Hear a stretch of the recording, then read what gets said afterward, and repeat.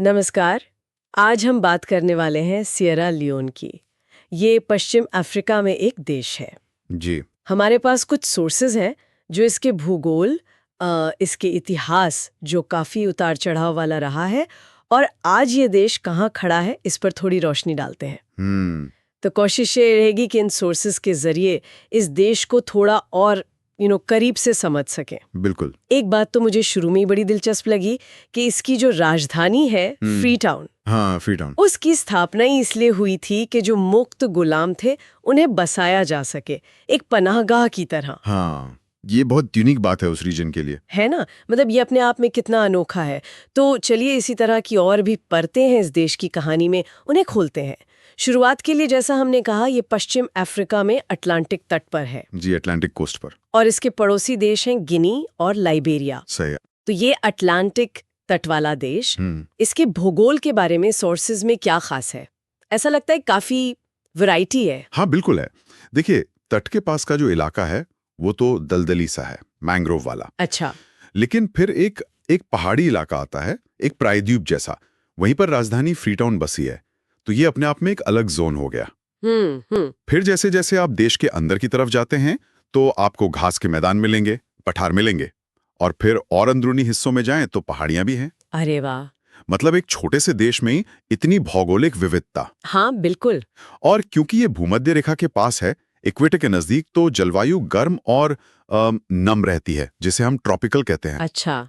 और तट पर जैसा कि होता है, बारिश भी खूब होती है। हाँ, ये सोचने वाली बात है कि ये अलग अलग इलाके, कहीं दलदल, कहीं पहाड़, कहीं मैदान, वहाँ के लोगों की जिंदगी पर, उनके काम धंधों पर, रहन सहन पर कितना गहरा असर डालते होंगे। निश्चित रूप से। अच्छा, आबादी के बारे में क्या राय जानकारी मिलती है? कितने लोग रहते हैं वहाँ? अनुमान जो है वो करीब समझ लीजिए 78 लाख से 90 लाख के बीच का है। ठीक है। और ये आबादी भी मतलब काफी मिली जुली है। एथनिक डाइवर्सिटी बहुत है। कई जातीय समूह यहाँ साथ रहते हैं। जैसे? कौन से प्रमुख हैं? इनमें टेमे और मेंडे, ये दो सबसे बड़े समूह हैं। ऐतिहासिक रूप से भी काफी प्रभावशाली रहे हैं। इनकी अपनी अलग भाषाएं हैं, अपनी संस्कृतियां हैं। अच्छा। और एक और जिक्र करने लायक समूह है क्रियो समुदाय। हाँ, क्रियो। इनका जिक्र तो भाषा के संदर्भ में भी आता है शायद। बिल्कुल। जहां तक भाषा का सवाल है, ऑफिशियल लैंग्वेज तो इंग्लिश है, मतलब सरकारी कामकाज अंग्रेजी में होता है। लेकिन आम बोलचाल में, सड़कों पर, बाजारों में क्रियो नाम की एक क्रियोल भाषा बहुत चलती है। ये एक तरह की लिंग्वा फ्रैंका है वहाँ। क्रियोल भाषा? ये क्या होती है? मतलब क्या ये कई भाषाओं के मेलजोल से बनी है? हाँ, बिल्कुल सही समझा आपने। क्रियोल भाषाएं अक्सर ऐसी जगहों पर बनती हैं जहां अलग-अलग कल्चर और भाषा बोलने वाले लोग मिलते हैं, जैसे उपनिवेशवाद के दौरान या व्यापार के चलते। अच्छा। तो सिएरा लियोन की ये क्रियो भाषा भी माना जाता है कि अफ्रीकी भाषाओं, यूरोपीय भाषाओं, शायद अंग्रेजी का खास असर है, और हो सकता है कुछ और भाषाओं के मिश्रण से बनी हो।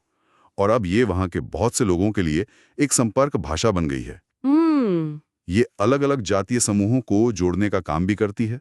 ये तो काफी दिलचस्प है। अच्छा, चलिए अब जरा इतिहास की तरफ मुड़ते हैं। सोर्सेस बताते हैं कि यूरोपियन लोगों के आने से पहले भी वहाँ स्थानीय जातीय समूहों के अपने राज्य थे, अपनी व्यवस्थाएं थीं। जी हाँ, प्री कॉलोनियल दौर में वहां स्थापित समाज और राज्य थे।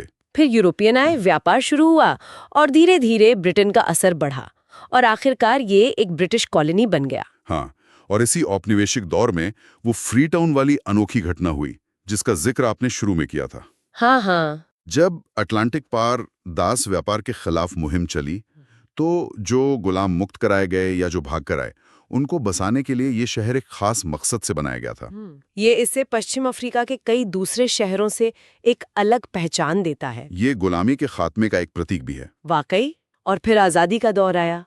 1961 में सिएरा लियोन ब्रिटेन से आजाद हो गया। 27 अप्रैल 1961। लेकिन लगता है आजादी के बाद का रास्ता कुछ आसान नहीं था। सोर्सेज में राजनीतिक अस्थिरता का जिक्र है। बिल्कुल नहीं। आजादी के बाद के जो दशक थे, उनमें देश ने काफी पॉलिटिकल इंस्टेबिलिटी देखी। सरकारें बदली, कई बार तो सेना ने तख्ता पलट कर दिया। ओहो। एक स्थिर लोकतांत्रिक व्यवस्था बनाने में काफी मुश्किलें पेश आईं।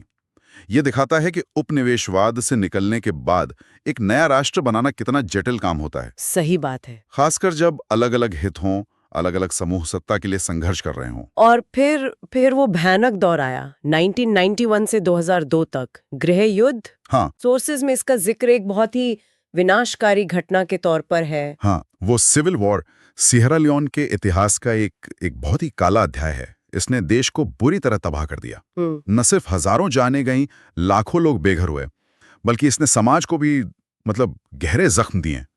अर्थव्यवस्था पूरी तरह चरमरा गई, इंफ्रास्ट्रक्चर नष्ट हो गया। उस हिंसा और क्रूरता का असर वो आज भी वहां महसूस होता है। तो पहले उपनिवेशवाद का लंबा साया और फिर इतना लंबा और क्रूर गृह युद्ध, इन सब ने देश के सामने दोबारा खड़े होने की कैसी चुनौतियां खड़ी की होंगी? बहुत बड़ी चुनौतियां। सोचिए एक ऐसा समाज जहां आपसी विश्वास टूट चुका हो, हाँ, जहां हिंसा ने इतनी गहरी पैठ बना ली हो, उसे फिर से जोड़ना कितना मुश्किल काम होगा। अर्थव्यवस्था को पटरी पर लाना, लोगों को हथियार छोड़कर सामान्य जीवन में वापस लाना, न्याय व्यवस्था को फिर से स्थापित करना, ये सब बहुत बड़े काम थे और ये काम अभी भी जारी हैं। ये सवाल हमेशा मन में आता है कि इतने विनाश के बाद कोई समाज खुद को कैसे ठीक करता है, कैसे आगे बढ़ता है। ये एक बहुत लंबी और दर्दनाक प्रक्रिया होती है। तो इस मुश्किल पृष्ठभूमि के साथ आज वहां की अर्थव्यवस्था किस हाल में है? लोगों का गुजारा कैसे चलता है? देखिए, अर्थव्यवस्था का एक बड़ा हिस्सा अभी भी खेती पर ही निर्भर है। अच्छा, कृषि। हाँ, एग्रीकल्चर। लोग चावल उगाते हैं, कसावा जो शकरकंद जैसा एक कंद होता है, कोकोआ जिससे चॉकलेट बनती है, मूंगफली, ये सब फसलें उगाते हैं अपने खाने के लिए भी और थोड़ी बहुत बिक्री के लिए भी। लेकिन सियरा लियोन का जिक्र अक्सर उसके खनिजों की वजह से होता है। हाँ, हीरे का नाम तो बहुत सुना है सियरा लियोन के साथ। बिल्कुल, डायमंड्स यहाँ का एक महत्वपूर्ण मिनरल है। इसके अलावा रूटाइल भी निकलता है जो टाइटेनियम बनाने के काम आता है, और बॉक्साइट भी जिससे एल्यूमिनियम बनता है। अच्छा, तो खनन उद्योग, माइनिंग इंडस्ट्री अर्थव्यवस्था का एक अहम हिस्सा है, लेकिन इसका इतिहास भी, जैसा मैंने कहा, थोड़ा विवादों से घिरा रहा है। हाँ, वो ब्लड डायमंड्स वाली बात। एग्जैक्टली। खासकर गृह युद्ध के दौरान इन हीरों का इस्तेमाल लड़ाई को फंड करने के लिए किया गया था। Conflict diamonds. तो क्या युद्ध खत्म होने के बाद आर्थिक हालात कुछ सुधरे हैं, विकास हुआ है? सुधार तो हुआ है, देखिए ऐसा नहीं है कि नहीं हुआ, लेकिन रफ्तार थोड़ी धीमी रही है। अच्छा। गृह युद्ध के बाद इकोनॉमिक ग्रोथ रेट बहुत तेज नहीं रही है, मामूली ही रही है। चुनौतियां अभी भी बहुत बड़ी हैं। गरीबी खासकर गांवों में बहुत ज्यादा है। युवाओं में बेरोजगारी, अनएम्प्लॉयमेंट एक गंभीर समस्या है।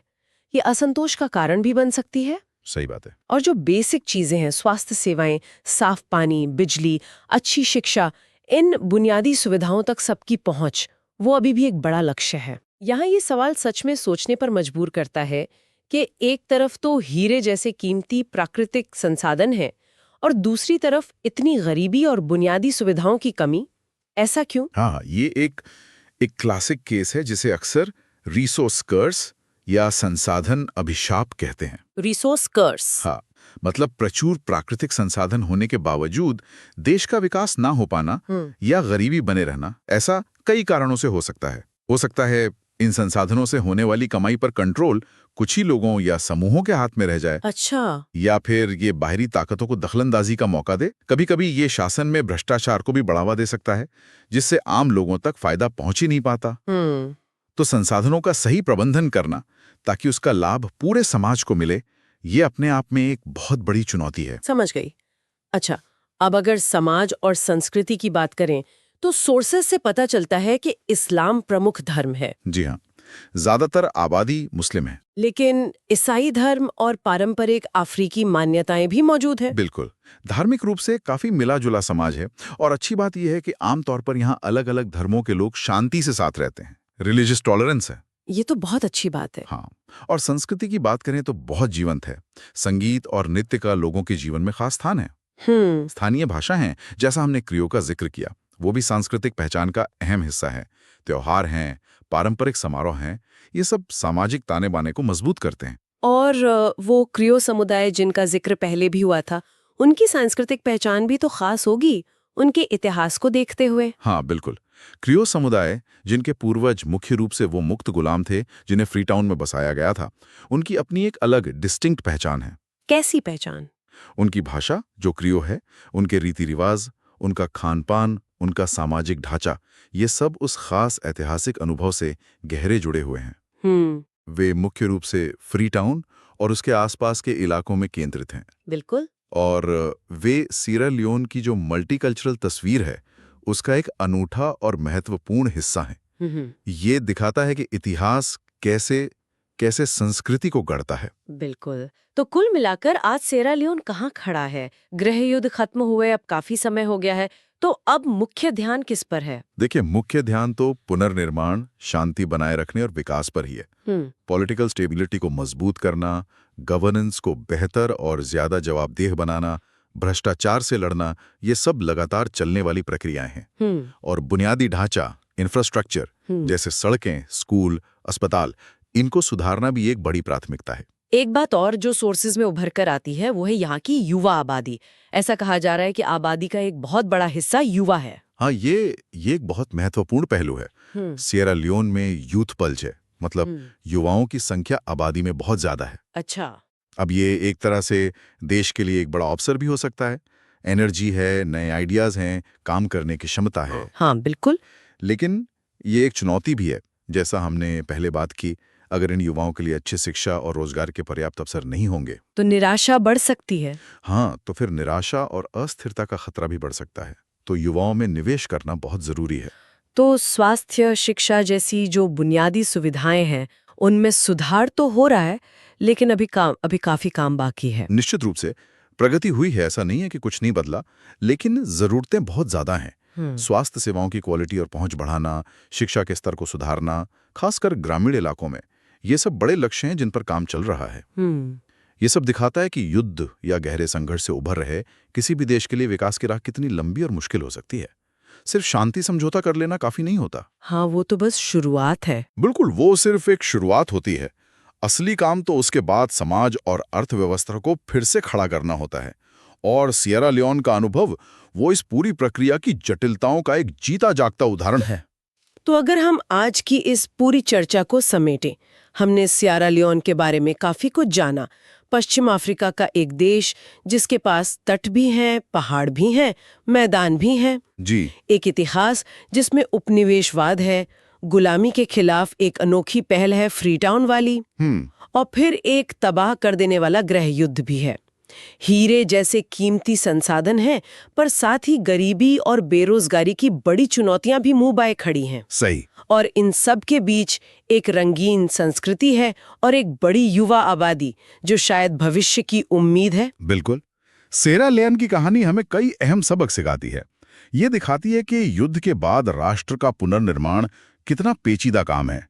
इसमें सिर्फ इमारतें बनाना शामिल नहीं है, बल्कि टूटे हुए सामाजिक रिश्तों और विश्वास को भी जोड़ना होता है।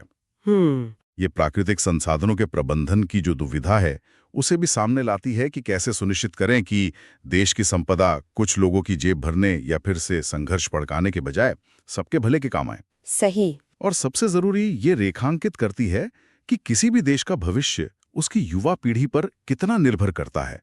उन्हें सही शिक्षा, हुनर और मौके देना कितना अहम है। ये कहानी इतिहास के बोझ तले दबे एक राष्ट्र के बेहतर भविष्य के मुश्किल लेकिन जरूरी सफर को दर्शाती है। इन सभी बातों पर सोचने के बाद एक सवाल मेरे जहन में अटक गया है कि गृह युद्ध जैसी जो भयानक त्रासदियां होती हैं, वो हिंसा, वो अनिश्चितता, उसका किसी देश की पूरी युवा पीढ़ी की सोच पर, उनके सपनों पर, दुनिया को देखने के उनके नजरिए पर लंबे समय तक क्या असर पड़ता होगा? ये गहरा सवाल है। खासकर तब जब उन्हें बड़े होने पर रोजगार और भविष्य के लिए भी संघर्ष करना पड़ रहा हो। उस मनोवैज्ञानिक प्रभाव के बारे में सोचना जरूरी है। खैर, इसी सवाल के साथ आपको छोड़े जाते हैं सोचने के लिए।